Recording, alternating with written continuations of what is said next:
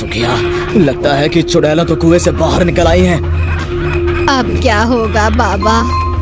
अब तुम दोनों की मौत होगी। आज रात तुम दोनों की मौत होगी। माँ, हमें इस कुएं से बाहर निकालो।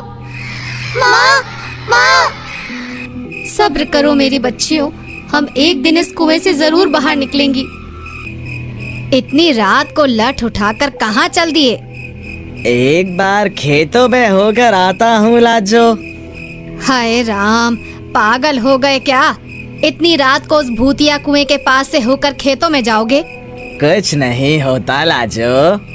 बस करो, इस वक्त मैं आपको बिल्कुल भी नहीं जाने दूंगी।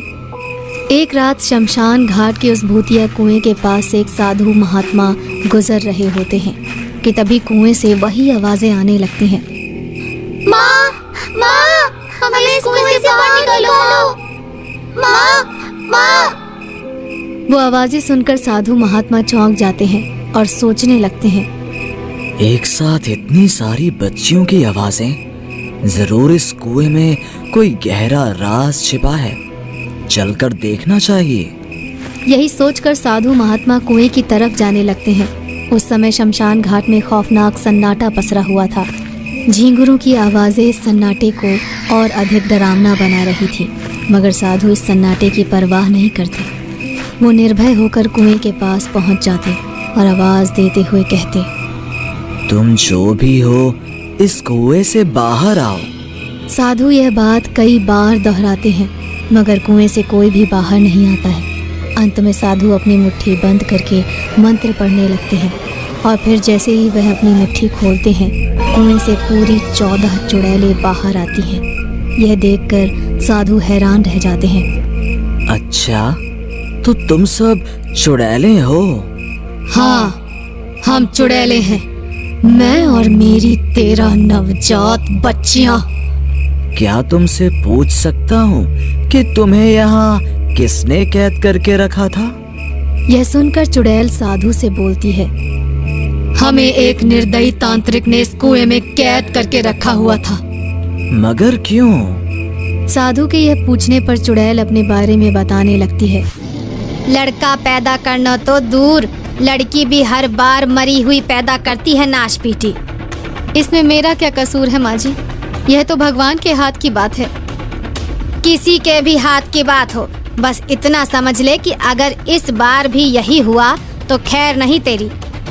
सुखिया ताई अपने गर्भवती बहू रेखा को इस तरह से डांट फटकार कर बाजार चली जाती है और वहां से कई तरह की चीजें खरीदती है। यो रहा देसी घी, बादाम, मिठाई और शराब की बोतल। दुर्जन बाबा ने जो जो मंगवाया था सब हो गया। अब जल्दी से बाबा को सब सामान दे आती हूँ। यह कहकर सुखिया ताई खेतों के सुनसान रास्ते से होते हुए शमशान घाट की तरफ चल देती है, मगर रास्ते में उसे टुंडा बिहारी मिल जाता है और उसे शक की नजर से देखते हुए कहता है, राम भली करे सुखिया ताई, इस दोपहरी में सुनसान रास्ते से कहाँ निकलने का इरादा है? तू अपना रास्ता नाप नाशपीटे, मुझे जहाँ भी जाना होगा मैं खुद चली जाऊंगी। यह कहकर सुखिया ताई आगे निकल जाती है और जंगल से होते हुए शमशान घाट में रहने वाले दुर्जन बाबा से जाकर मिलती है। आ गई सुखिया ताई, सारा सामान ले आई? सब सामान ले आई बाबा, पोते का मुंह देखने को तरस गई हूँ। तू चिंता मत कर, तेरी इच्छा अवश्य पूरी होगी।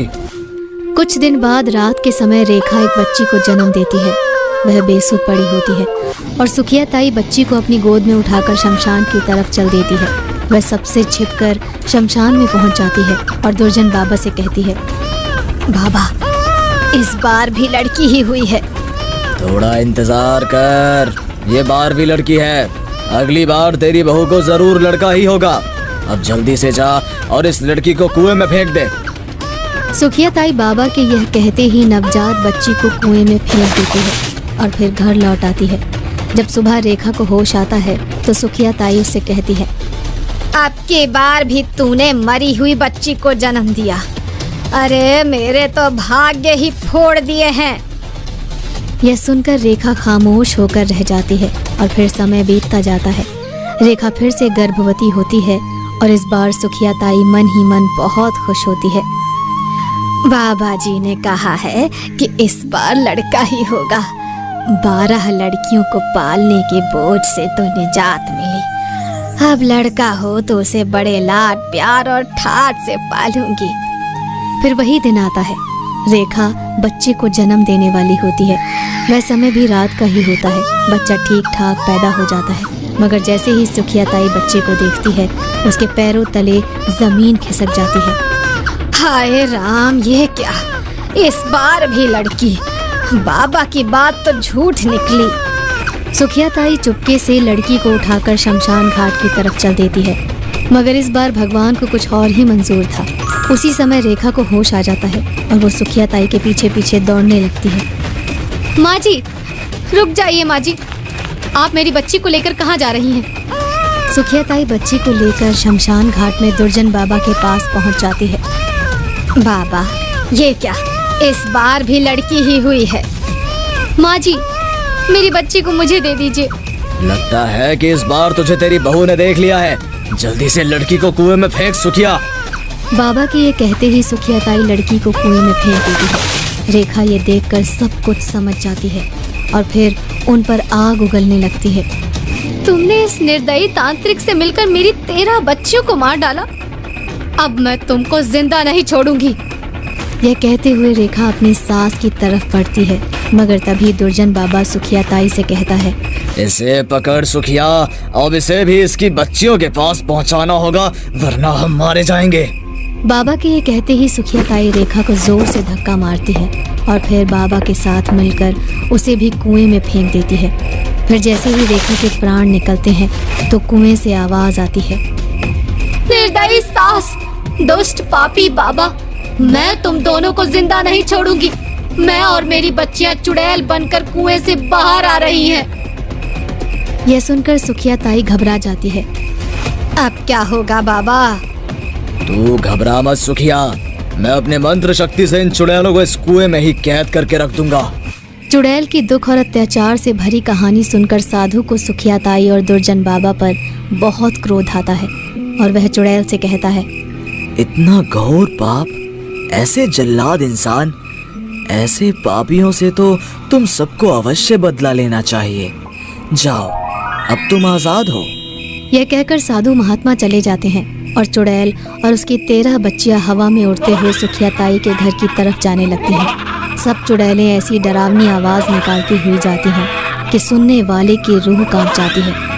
राम भली करे, लो गाँव में तो चुड़ैल की फौज ही घुसाई है, न जाने किसका काल आया है। चुड़ैल और उसकी बच्चियां सीधे सुखिया ताई के घर पर मंडराने लगती हैं और किस्मत से उस समय सुखिया ताई के घर दुर्जन बाबा भी आया होता है। चुड़ैलों को आजाद देखकर दुर्जन बाबा घबरा जाता है। सुखिया, लगता है कि चुड़ैलें तो कुएं से बाहर निकल आई हैं। अब क्या होगा बाबा? अब तुम दोनों की मौत होगी। आज रात तुम दोनों की मौत होगी। दुर्जन बाबा चुड़ैलों को काबू करने के लिए कई मंत्र आजमाते हैं, मगर उसका कोई मंत्र काम नहीं करता। तो वह अपनी जान बचाने के लिए भागने लगता है और सुखिया भी उसके पीछे पीछे भागने लगती है। फिर चुड़ैलें भी उनके पीछे पीछे उड़ने लगती हैं। बाबा और सुखिया भूलवश भागते भागते शमशान घाट में ही आ जाते हैं। अब चुड़ैलें उन्हें चारों तरफ से घेर लेती हैं। मुझे माफ कर दे बहू, मुझसे बहुत बड़ा पाप हो गया। हमें मारकर तुझे क्या मिलेगा चुड़ैल? तुम पापियों को मारकर धरती से पाप का बोझ घटेगा। तभी सब चुड़ैल बच्चियां शोर करने लगती हैं।